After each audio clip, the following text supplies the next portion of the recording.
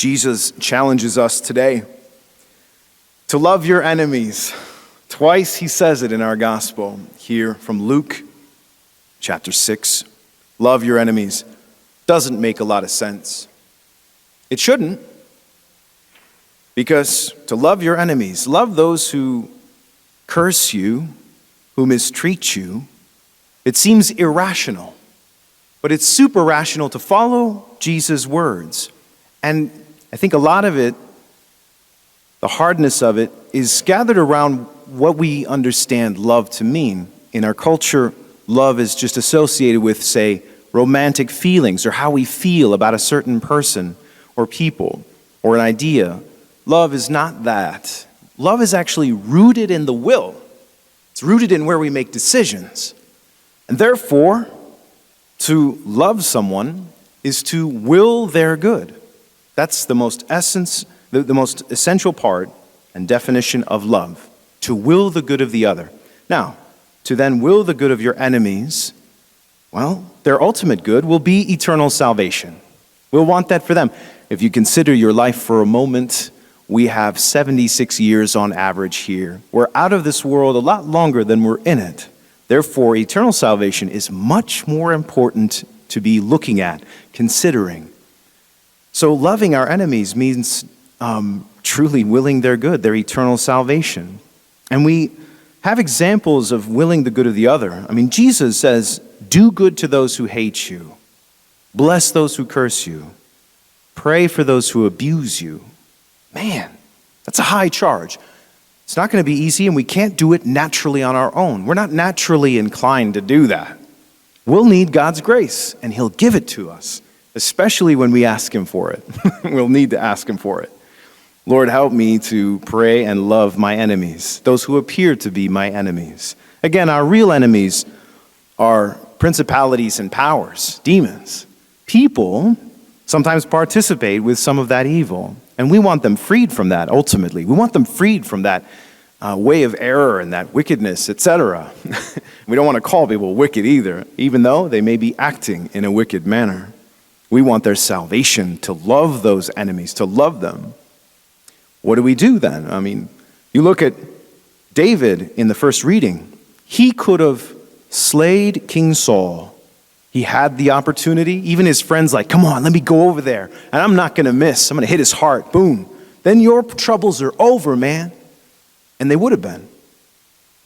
But David said, far be it from me to strike the Lord's anointed. David foregoes in that moment his personal good for a greater good that he saw, the structure that God had ordained. Because Saul was the rightful king of Israel. He was anointed. He was the anointed one. And in Hebrew, that's Mashiach, Messiah.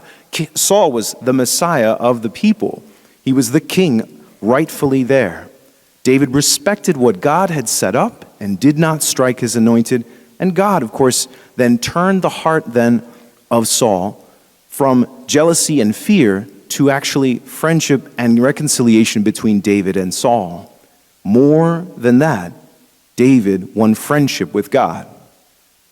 Another example of this mercy would be to give to everyone who begs from you. And even if they ask for your cloak, don't hold back your tunic. This example, I would say, is really well played out in the story Les Miserables. Some of you might be familiar with Les Miserables. The story was written by Victor Hugo. It's interesting to note, too, Victor Hugo's relationship with the Catholic Church was a little dubious, to say the least. But he wrote about this, and this bishop and Jean Valjean, the other main character of the story, the first half of the book is actually about the interaction between Jean Valjean and this bishop. But in the movie, if you look at the movie that's been put out by Hollywood recently with Russell Crowe and Hugh Jackman and all those others, they spend just a few minutes on this scene, but it's half of the book because it's the point where Jean Valjean's life changes through someone loving them that could have been their enemy. So if you recall the scene, Jean Valjean is destitute. He's a poor man, homeless. Bishop takes him in, brings him into the rectory, feeds him a meal, gives him a bed, warm place to be. And during the night, Hugh Jackman's character, or Jean Valjean, is considering, I need to get out of here. I need to secure my future. I don't like being here. So he steals some silver, runs off. The French police pick him up and bring him back to that rectory where the bishop was, and they throw him down on the ground and say, Monsignor, Bishop, this man says you gave him this. Is that true? And they're all very skeptical. The bishop says, I did. And then he turns to Jean Valjean and says, but my friend, you left so early this morning. You forgot some more. These you forgot as well. And he started to hand him more silver. Jean Valjean, of course, was just shocked by the reaction, the response of the bishop, by giving more rather than holding back and holding justice over him.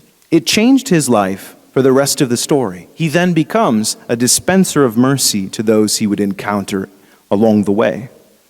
And the ultimate example for us to love your enemies is Jesus. We have David, we have the Les Miserables example, but Jesus himself, who was cursed, slandered, he was stripped of his clothes. He was naked on the cross too. We've got our nice, sort of PC kind of versions of the crucifix, but he was naked. He had nothing. Even his mother was the only thing he really had at the end, and he even gives her away. In the end, he was the one who then not only told us to love our enemies, but lived it out.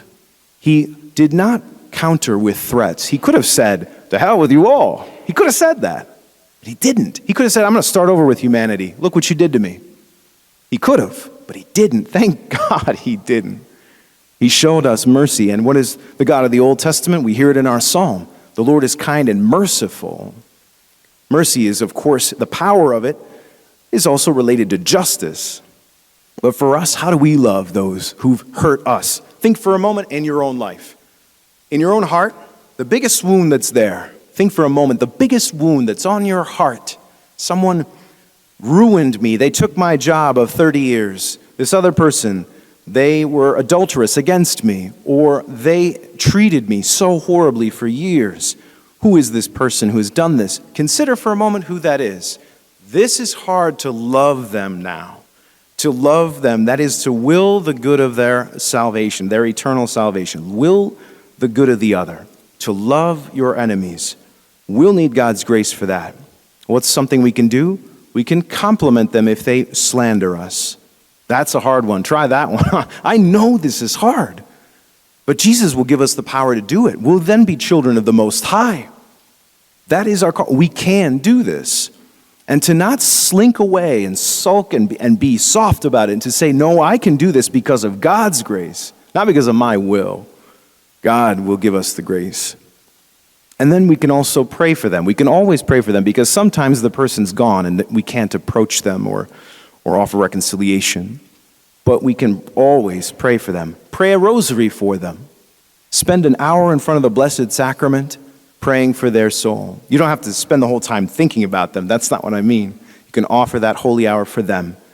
And you can pray in your heart of hearts, Lord, make so-and-so a saint before I do. There's only saints in heaven. There's only saints in heaven. So that's why we want to become saints in this world. Lord, make them a saint before I become a saint. We can also ask Jesus for the power at any moment in our day to respond back, not with defending ourselves, but to counter with compliments to those who abuse us or curse us or slander us. Jesus will give us the power to love our enemies. We have but to ask him and then to put it into practice and to do it with a great decisiveness. Lord, this is what you've called me to. I will do it. And it's an adventure what happens after that. Because people who appear to be our enemies become really great advocates for us. It is amazing. I've seen this in my own life, where somebody was very contentious with me, and that does still exist. But this one person, after a little while of really trying to treat them well, they have become a good friend and actually been very, very good to me. This is real. Love your enemies, Jesus says.